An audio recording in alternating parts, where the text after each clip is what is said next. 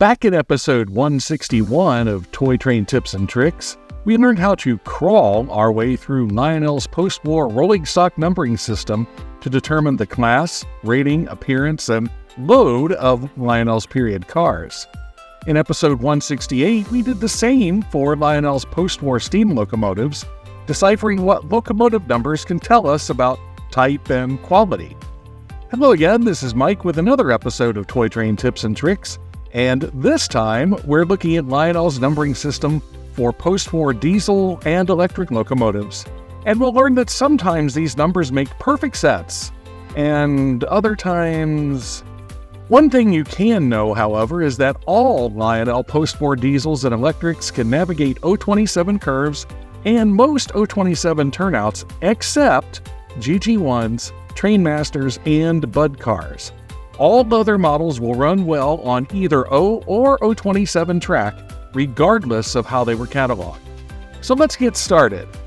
The very first diesel or electric locomotive cataloged by Lionel in the post-war era was the number 2332 GG1 electric locomotive in 1947.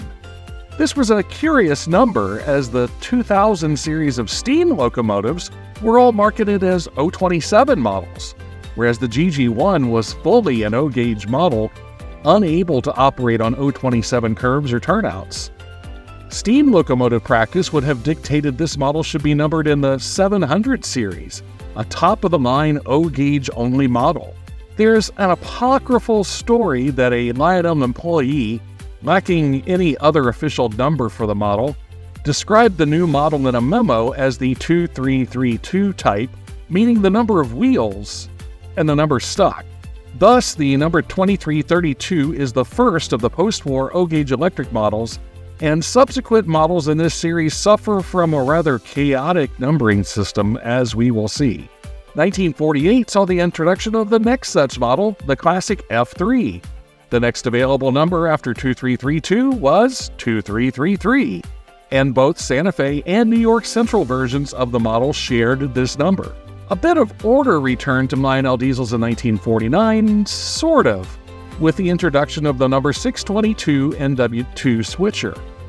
The number made perfect sense in coordination with Lionel's steam numbering system.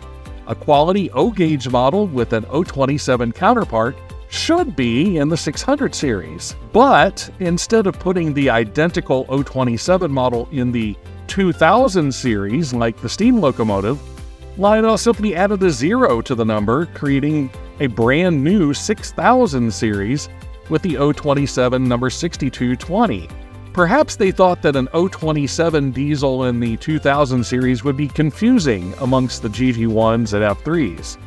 In any case, a new but short-lived number series was created, shared only with the O27 number 6250 Seaboard NW2, introduced in 1954. In 1950, Lionel introduced another new diesel in the form of the number 2023 Alco FA in the O27 line. This made perfect sense. A quality O27 locomotive in the 2000 series, along with the 2020, 2035, 2026, and other O27 steamers. Lionel was finally on the right track with these. Or were they? 1950 was Lionel's golden anniversary, and to celebrate, every locomotive in the lineup was equipped with a new feature, Magna Traction. As such, old models needed new numbers to differentiate the old from the new. So the GG1 changed from 2332 to 2330. Yes, the upgraded locomotive's number went down. On the other hand, the 2333 F3 became the 2343 in Santa Fe colors and the 2344 in New York Central. At least they started separating model numbers by road name. In 1952, Lionel added new Alco FAs to the lineup, and the number 2033 Union Pacific and number 2023 Erie diesels were numbered exactly as they should have been in the 2000 series with O27 locomotives. Also in 1952 came the first O27 NW2 switcher in the 600 series, previously the exclusive domain of O-gauge models, in this case the C&O number 624. 1953 saw another change to the F3 as the Santa Fe models changed to the number 2353, despite losing some of their previous details, while the similar New York Central F3s also moved up to 2354. 1954 saw another twist in the O-gauge diesel saga, as the F3 was released in an O27 version, decorated for the Texas Special. The single-motor unit, which was otherwise identical to O-gauge F3s, couldn't be numbered in the 2300 series like its more expensive dual-motored siblings, so the number 2245 was born. A new O-gauge F3 also joined the fleet, and the number 2356 Southern diesels joined the 2353 and 2354 in the lineup. Also in 1954, Lionel introduced the Fairbanks Morse Trainmaster diesel. Here was Lionel's chance to really differentiate these big 6-axle O-gauge models with a new number series. Instead, they chose to number this beast below the original F3s as the number 2321. In 1955, Lionel introduced a new cheapened version of the NW2 switcher and assigned it to the 600 series as the number 600 MKT, the 610 Erie models. All subsequent NW2 and later 44-ton diesel switchers would be assigned to the 600 series as O27 models, except for the O-gauge number 601 Seaboard in 1956. Even though the 600 series diesels were numbered right next to quality O-gauge steam locomotives, it has still provided some degree of order to the O27 diesel line, while chaos continued to reign in the O-gauge line. Another new diesel model joined the lineup in 1955, the GP7. The very basic Pennsylvania model was marketed for O27 and was numbered 2028, similar to an O27 steam locomotive. A new Burlington GP7 joined the 2300 series as the 2328, despite being marketed as an O27 model. Meanwhile, the mechanically identical number 2338 Milwaukee Road GP7 joined the O-gauge line. Meanwhile, the 2363 Illinois Central and 2367 Wabash F3s also joined the O-gauge lineup, and another Trainmaster would join the lineup as the 2331 Virginia. The GG1 locomotive also returned, this time as the number 2340 in both Tuscan and Brunswick Green versions. 1956 brought another one-of-a-kind model, the number 520 Electric. This O27 model was the only post-war locomotive numbered in the 500 series. Several new 44-ton switchers joined the NW2 in the 600 series as O27 switchers, such as the 627 Lehigh Valley, 628 Northern Pacific, and 629 Burlington models. The 2367 Wabash F3 was downgraded to O27 as the new 2240 single-motor model. A new electric model joined the O-gauge line in 1956, the EP5 Electric. And once again, Lionel had the opportunity to create some order into the O-gauge line, but instead they numbered this New Haven model the number 2350 amongst the GG1s, F3s, Trainmasters, and Jeeps. Speaking of which, new B&O and Milwaukee Road F3s, Jersey Central Trainmasters, and GG1s also joined the O-gauge line in the 2300 series in 1956. In 1957, Lionel's O27 numbering system became more structured. Now, just as the 600 series diesels were either NW2s or 44-tonners, the 200 series became the domain of O27 starter sets, either with a 242 steamer or with a basic Alco FA. And just as with the number 200 series steamers, details and features on these FAs varied depending on the price structure of the individual set, from forward-only to non-operating coupler models to bidirectional two-coupler versions, with or without partner dummy locomotives. But a 200 number meant an Alco from this point forward in the post-war era, except for 1969. Another dead end in the O-gauge numbering system is the number 400 series of 1957, exclusively the domain of B&O Butt diesel electric passenger sets. Confusing the earlier 2200 versus 2300 numbering system order for the F3s were the 2243 Santa Fe F3s, which had previously been marketed as O27 models, but now joined the O-gauge line.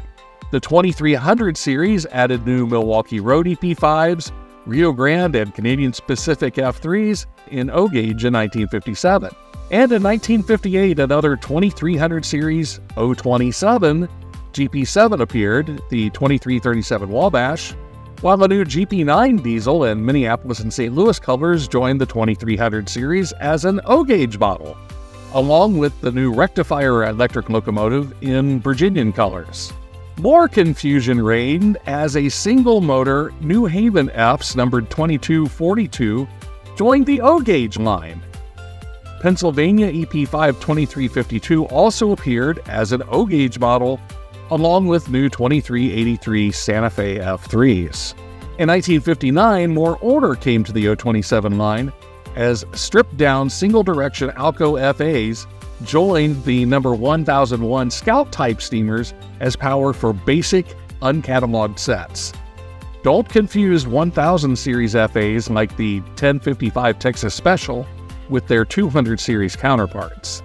Meanwhile, a GP9 appeared at an O27 set for the first time as the Northern Pacific number 2349, only to return as an O-gauge model the following year. And the final post-war EP5, the Great Northern 2358, was added to the O-gauge line in 1959.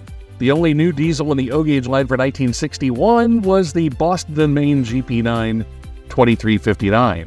Another O27 Jeep 7 joined the fleet in 1962, the number 2365 C&O model. There were no new O-gauge diesel or electric models introduced until the 2346 Boston and Maine Jeep 9 and 2322 Virginian Trainmaster in 1965. In Lionel's final year of post-war production, the Alco FA models reverted to the 2000 series numbers, apparently in an attempt to regain the prestige of their 1950s counterparts. The 2024 C&O and 2041 Rock Island Alcos were the only diesels cataloged in that sad year. These models were comparable to good 200 series models, with two-position reverse units and couplers at each end.